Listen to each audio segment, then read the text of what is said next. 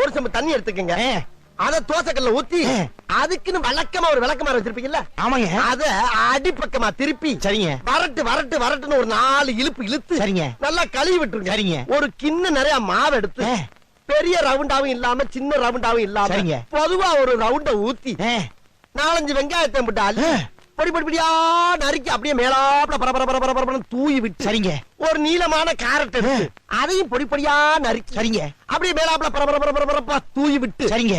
ஒரு 16 கரண்டி நெய் எடுத்து சரிங்க. அதுல 6 கரண்டி நெய்ய உள் சைடு அப்படியே லேசா விளாவி விட்டு சரிங்க. 10 கரண்டி நெய்ய தோசைக்கு வெளி சைடு அப்படியே மேலாப்ல விளாவி விட்டு சரிங்க. இட்லி பொடி இருக்கு பாத்தீங்களா, அத அப்படியே அள்ளி மலை சாரல் மாதிரி அதை மேலாப்ல பரபர அப்படியே பேய விட்டு சரிங்க.